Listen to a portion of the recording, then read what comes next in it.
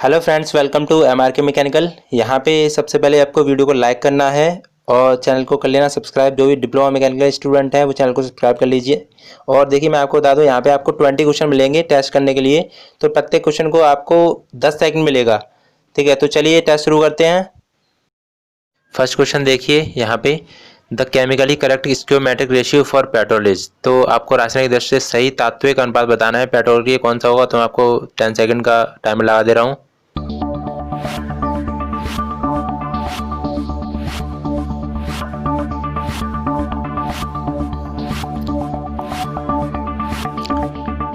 तो देखिए, इसका आंसर हो जाएगा आपका सी आंसर 15:1। तो चलिए नेक्स्ट क्वेश्चन देखते हैं। यहाँ पे हम स्टोइकोमेट्रिक रेशियो देखते हैं। स्टोइकोमेट्रिक मिक्सचर होता है, देखिए chemically correct air fuel ratio by volume होता है। एयर फ्यूल रेशियो होता है वो वॉल्यूम में होता है, जैसे 1 ग्राम फ्यूल लेते हैं और x ग्राम एयर लेते हैं। तो यहाँ पे स्टोइकोमेट्रिक रेशियो आपको कार्बोरेटर में यूज किया जाता है। तो यहाँ पे देखिए स्टोइकोमेट्रिक रेशियो क्या होता है, एयर फ्यूल रेशियो 15:1 लिया जाता है। ठीक है, तो एयर फ्यूल रेशियो क्या हुआ, mass of air by mass of fuel. ठीक है, यहाँ पे क्लियर हुआ। तो यहाँ क्वेश्चन नंबर सेकंड देखिए, when the sleeve of A porter governor moves upwards the governor speed. Porter governor की जो स्लीव है ऊपर हो जाती है, तब बताइए गवर्नर की स्पीड क्या होगी।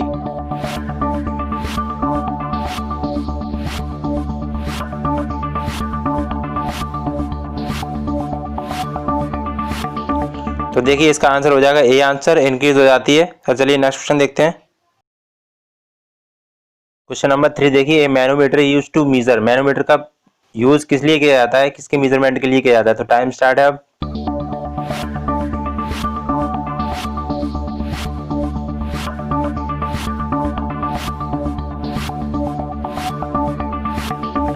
तो देखिए, इसका आंसर हो जाएगा बी आंसर, प्रेशर मेजरमेंट के लिए मैनोमीटर का यूज किया जाता है। अब नेक्स्ट देखते हैं क्वेश्चन।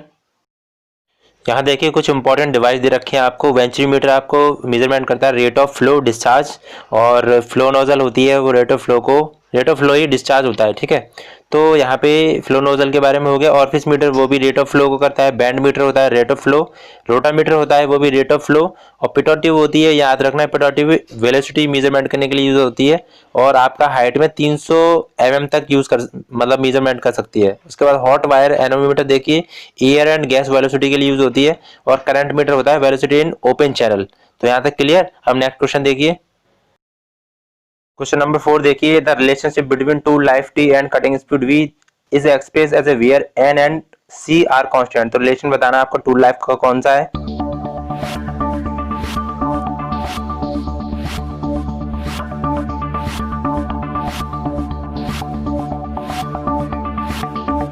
तो देखिए, इसका आंसर हो जाएगा डी, वी टी की पावर एन इक्वल टू सी। अब नेक्स्ट क्वेश्चन देखते हैं।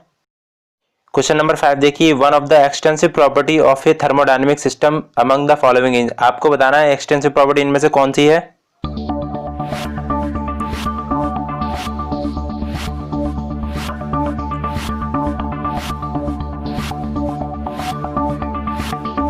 तो देखिए, इसका आंसर हो जाएगा बी आंसर, वॉल्यूम होती है आपकी एक्सटेंसिव प्रॉपर्टी। चलिए नेक्स्ट क्वेश्चन देखिए।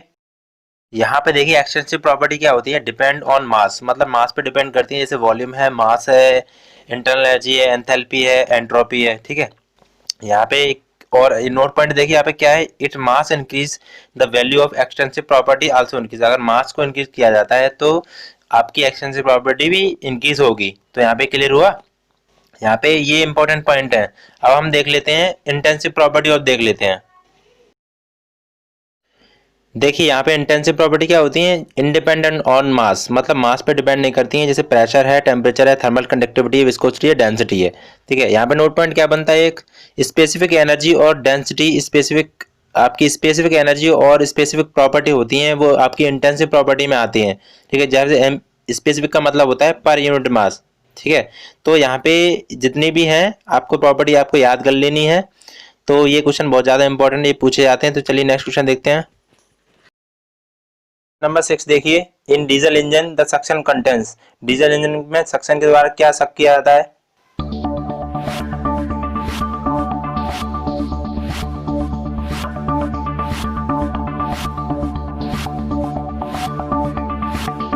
तो देखिए, इसका आंसर हो जाएगा ए आंसर, एयर ओनली। ठीक है, अब नेक्स्ट क्वेश्चन देखते हैं। देखिए यहाँ पे मैं आपको बता दूं कि डीजल इंजन में जब सक्शन होता है तो ओनली एयर लेते हैं सक्शन में, ठीक है, एयर लेता है डीजल इंजन में।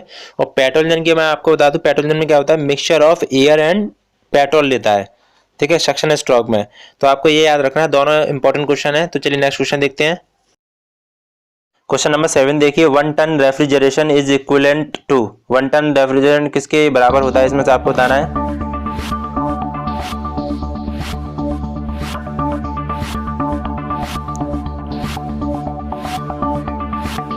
तो देखिए इसका आंसर हो जाएगा सी आंसर 3.5 किलोवाट, ठीक है। चलिए नेक्स्ट क्वेश्चन देखिए। देखिए यहाँ पे हम 1 टन रेफ्रिजरेशन के बारे में पढ़ेंगे। देखिए इंपॉर्टेंट पॉइंट है। तो 1 ton of refrigeration is defined as the amount of refrigeration effect produce by the uniform melting of 1 ton, मतलब 1000 kilogram of ice from at 0 degree Celsius in 24 hours, ठीक है। तो ये देखिए एक रेफ्रिजरेशन इफेक्ट होता है, ये आपको 1000 जो किलोग्राम आइस है वो आपको 0 डिग्री सेल्सियस पे 24 आवर्स में मेल्ट हो रही है, तो इसको हम बोलेंगे 1 टन। 1 टन की कैलकुलेशन आपको दिखा रखी है, 1000 इंटू 335 किलो इन 24 आवर्स या 1440 मिनट। तो इसको कैलकुलेशन करेंगे तो आपको निकलेगा 232.6 किलोजूल पर मिनट। एक तो ये वैल्यू होती है। देखिए सबसे नीचे 1 ton refrigeration taken as equivalent to, मतलब देखिए चार वैल्यू आपको क्वेश्चन पूछे जाते हैं। देखिए 210 किलोजूल पर मिनट होता है, 3.5 किलोवाट होता है, 3.5 किलोजूल पर सेकंड होता है और 50 किलो कैलोरी पर मिनट होता है। देखिए ये 4 ऑप्शन है और 4 क्वेश्चन है इस तरीके के, ठीक है, याद कर लेना आप। तो चलिए हम नेक्स्ट क्वेश्चन देखते हैं, यहाँ पे क्लियर हो गया होगा आपको। क्वेश्चन नंबर 8 देखिए, in a centrifugal pump the liquid enters the pump. तो आपको सेंट्रीफ्यूगल पंप बताना है कि लिक्विड कहाँ से एंटर करता है। चलिए टाइम स्टार्ट कर देता हूँ अब मैं।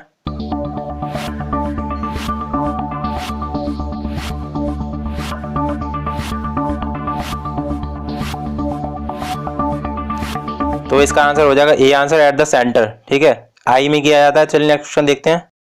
क्वेश्चन नंबर 9 देखिए, 1 टोर प्रेशर इज इक्विवेलेंट टू, 1 टोर बराबर किसके बराबर होता है आपको बताना है। तो चलिए मैं टाइम स्टार्ट कर देता हूं।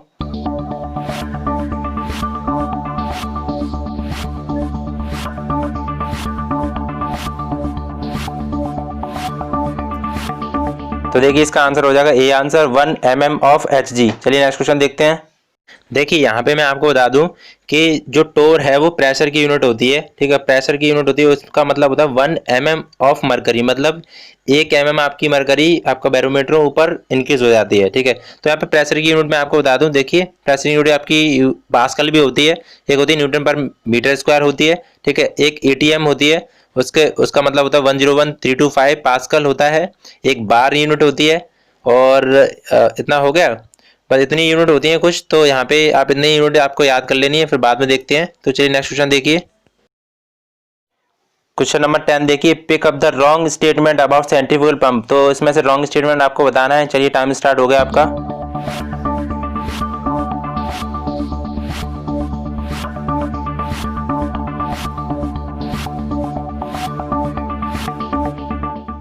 तो इसका आंसर हो जाएगा B answer, discharge is proportional to diameter.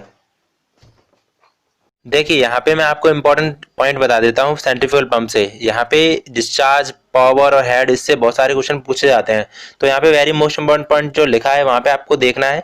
देखिए आपका डिस्चार्ज है वो डी की पावर क्यू और स्पीड के एन के मतलब प्रोपोर्शनल है यहाँ पे, ठीक है, इक्वल टू में लिख रखा है मैंने, तो ये होता है। पर लेकिन उसमें क्वेश्चन में पूछ रखा था डिस्चार्ज इज, रॉन्ग स्टेटमेंट क्या था, डिस्चार्ज प्रोपोर्शनल टू डायमीटर। तो डायमीटर नहीं होता, डायमीटर के क्यू होता है, ठीक है, मतलब पावर है वो क्यू के है, पावर होती है डी की पावर 5 एन क्यू, और एच होता है मतलब हेड होता है एन स्क्वायर डी स्क्वायर के।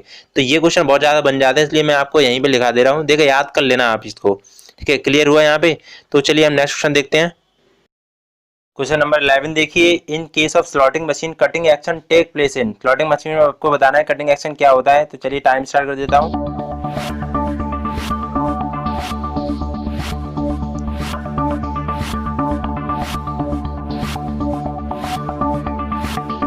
तो देखिए इसका आंसर हो जाएगा ए आंसर, डाउनवर्ड स्ट्रोक। चलिए नेक्स्ट क्वेश्चन देखते हैं। क्वेश्चन नंबर 12 देखिए, lathe bed is made of. Lathe bed किसका बना होता है तो आपको बताना है।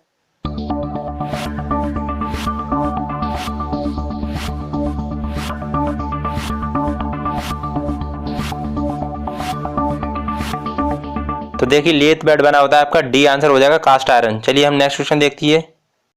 क्वेश्चन नंबर 13 देखिए, the relation between number of lower pair P and number of links L in the 4 link kinematic chain is given by. तो आपको रिलेशन बताना है।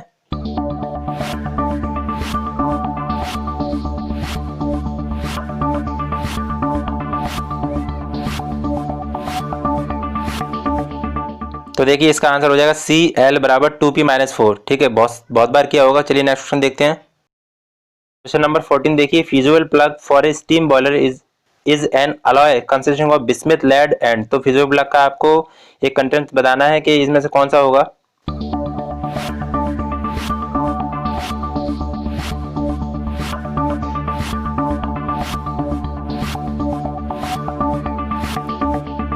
देखिए इसका आंसर हो जाएगा डी आंसर, टिन होता है। ठीक है, बिस्मथ लेड और टिन होता है, टिन का बना होता है फ्यूजिबल प्लग। तो चलिए नेक्स्ट क्वेश्चन देखिए। क्वेश्चन नंबर 15 देखिए, व्हेन नाइदर मास और nor energy is allowed to cross the boundary of a system it is then called. तो बताना है, इसका आंसर बताना है आपको।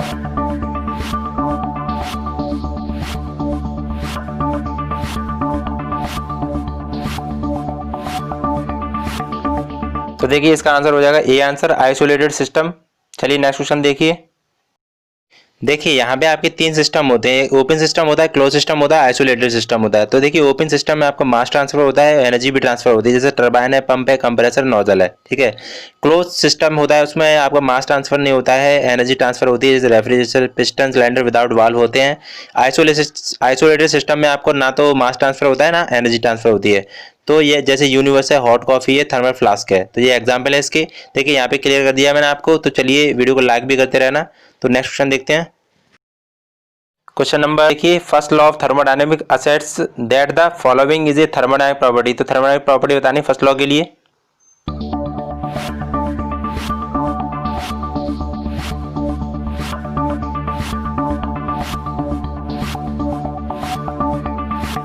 तो देखिए इसका आंसर हो जाएगा आपका बी आंसर, इंटरनल एनर्जी।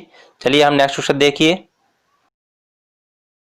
देखिए यहाँ पे इंपॉर्टेंट पॉइंट बात बता दूं आपको, जीरोथ लॉ ऑफ थर्मोडायनेमिक्स जो डील्स होता है, डील्स विद होता है, वो टेम्परेचर को डिफाइन करता है।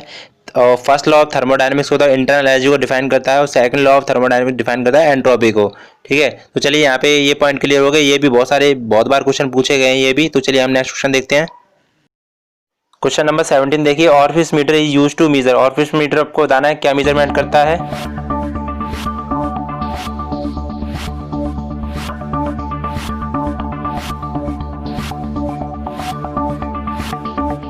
तो इसका आंसर हो जाएगा डिस्चार्ज, ये आंसर हो जाएगा। ऑरिफिस मीटर डिस्चार्ज को मेजरमेंट करता है। चलिए नेक्स्ट क्वेश्चन देखिए।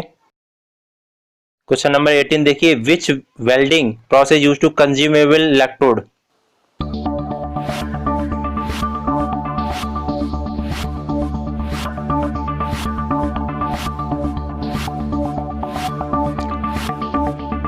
तो देखिए इसका आंसर हो जाएगा डी आंसर, MIG वेल्डिंग होती है।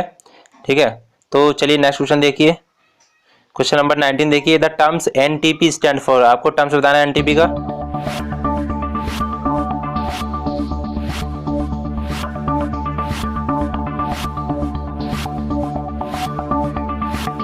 तो देखिए इसका आंसर हो जाएगा C answer, normal temperature and pressure. चलिए नेक्स्ट क्वेश्चन देखिए।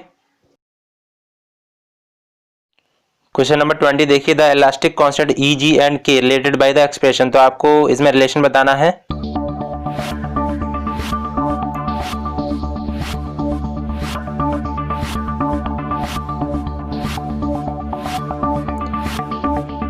तो देखिए इसका आंसर हो जाएगा D answer, E equal to 9 kg upon 3K + G। तो यहाँ पे टेस्ट कैसा लगा आपको बताना है, और आपको क्या करना है, आपको इसके आंसर बताने कितने, मतलब 20 में से आपने कितने अटेम्प्ट कर पाए हैं इसमें से। तो चलिए हम नेक्स्ट टेस्ट में मिलते हैं। देखिए यहाँ पे इंपॉर्टेंट पॉइंट देखिए, आपका जो रिलेशन होते हैं वो सब रिलेशन मैंने लिख रखे हैं। E बराबर 2G 1 + म्यू होता है, और म्यू को हम लिख सकते हैं 1/m। तो 2G 1 + 1/m भी आता है ऑप्शन में। तो E equal to 3K 1 - 2 mu होता है। E बराबर 9 kg अपॉन 3K + G होता है। ठीक है, नीचे 2 रिलेशन भी लिखे हैं। देखिए 5 रिलेशन, 5 कितने हैं आपको, 3 3 6 7 8 रिलेशन मैंने आपको करा रखे हैं यहाँ पे। ये सब इंपॉर्टेंट है और क्वेश्चन आपको पूछे जाते हैं एग्जाम में। ठीक है, तो चलिए यहाँ पे क्लियर हुआ। लाइक कर देना वीडियो को, सब्सक्राइब कर लेना चैनल को। तो चलिए नेक्स्ट वीडियो में मिलता हूँ।